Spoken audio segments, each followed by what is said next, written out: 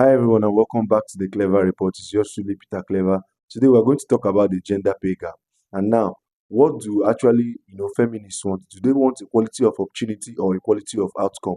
So in a bombshell news that dropped that 2 days ago or 3 days ago, I think, that the US men's national soccer team, they call it soccer but football team, if you get what I'm saying, that they reached the round of 16 in the World Cups. They were knocked out by Belgium by 5 goals to 1.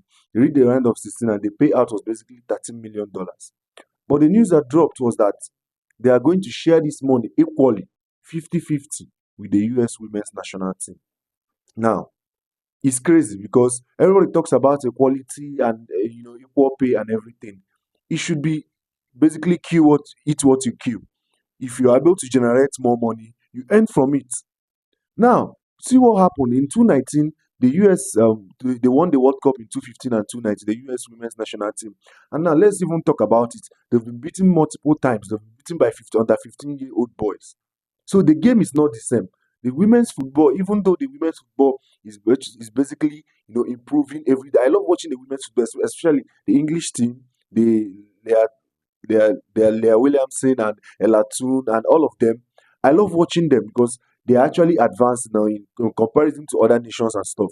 But they're nowhere near the men's game. The physicality, the agility, and the skill required to play the game, they're nowhere near the men's football. And that is why they don't generate as much money, they don't generate enough TV revenue. Because even women don't even like to go and watch women's football. It is not a dig on women, but it's just the reality. Because women naturally are not interested in these kind of things. The majority of the people that actually watch women's football and support women's football are still men. But I digress. Now, the women's team, the US women's team, sued the federation for gender pay disparity. That basically that they've won the World Cup twice and then the men are getting paid more money. But they didn't even factor in why were the men getting paid more money? Because the football is better, even though you have won the women's. What you won was the women's World Cup. You didn't win like the men's World Cup, or if the World Cup was gender neutral, none of you can even get into the team. Megan Rapinoe cannot even get into the men's team, but she's one of the biggest champion of this whole woke feminist talking point. Now, many judges struck out the claim because if you look at the figures economically, it doesn't make sense. But the federation and the men's team caved because they didn't want to be called misogynist, they didn't want to be called, sexist and stuff. And they're basically giving their birthright to these women that don't even respect them, that keep saying that they are the evil patriarchy and everything. So how come you're taking half of the money from the evil patriarchy? How come you are taking half of the money from the evil patriarchy? Because it's crazy. I think the feminist movement, and even though I don't agree with it and every other thing they've brought about, they are a cancer to the society. But the core argument of the feminist movement was equality of opportunity. If there was no way women were able to, play the football game or the soccer game as they call it in the United States, then I will understand. But you cannot equate equality of opportunity to equality of outcome. It is what you create, is what you're going to earn. Because instead of this women's team trying to find a way to be more presentable, to appeal to the average person, they are coming off as spoilt brats, basically. Because instead of you to find a way to make your game more palatable, make viewership increase by any percentage, but basically you're going there, bitching and moaning about taking a dime from the men's team. And I see many people are outraged. Many people are now saying the counter argument to this is yes, after all, the agreement was that the women's game, whenever anything they end, they are going to split it in half with the men's game. But the devil is in the detail. What are they actually earning? They are earning a fraction of what the men are earning. So the men just end by finishing the round of 16, they earn $13 million. And sometimes when the women even win the championship or the World Cup or the females World Cup, they earn like $4 million or sometimes $1.8 million.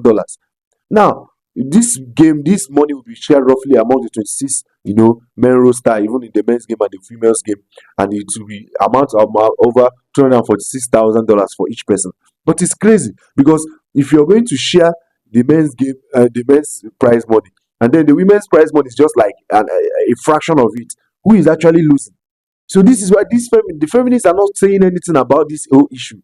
They're not saying anything. They're not saying anything because it favors them. This is just another ploy for the women to just men to pay the women basically.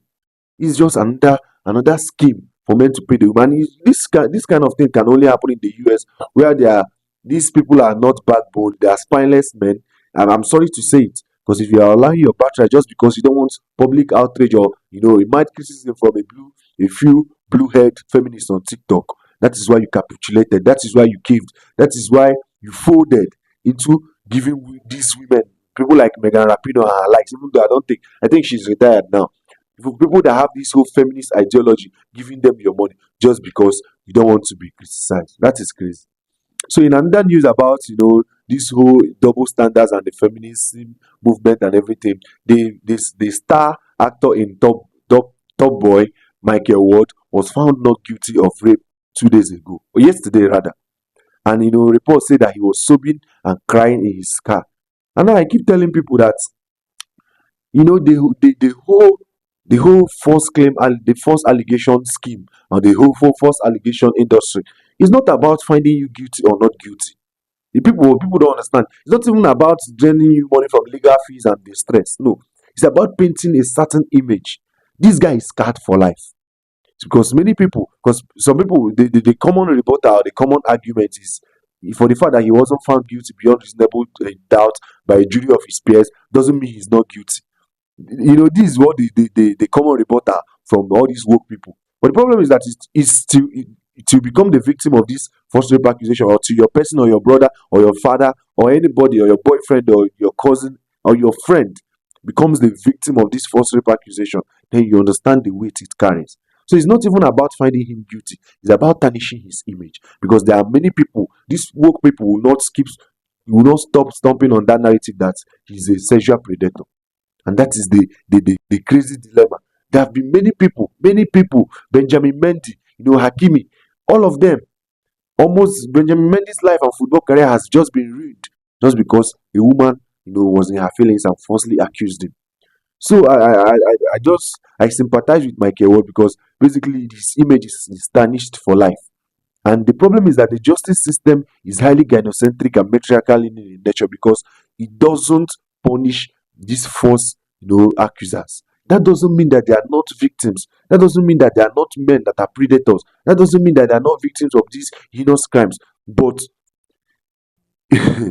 because it's crazy, because if somebody's son, or dad, or brother, or uncle is falsely accused of it takes a toll on them. It spoils their image. Most of them are fired from their job, and they cannot even get it back. Their reputation is ruined. They lose friends, they lose endorsements, they lose relationships rather, because of these false allegations. But the society is not ready to discuss these issues. The society is not ready to hold these weird and predator women accountable. And this is basically feminism in 2026. Feminism is again rearing its ugly head. It's been a cancer to our society, and it takes a courageous men, and men that are ready to risk being called misogynist, sexist, and all the slurs that they used to stifle conversation in the book, to root out this cancer that is plaguing our society. That is all I'm going to say about that. So make sure you like, subscribe, turn on post notifications so you'll be notified anytime I drop another video. And of course, give me your take in the comment section, but be respectful about it. I love you, and God loves you more. Until next time, peace.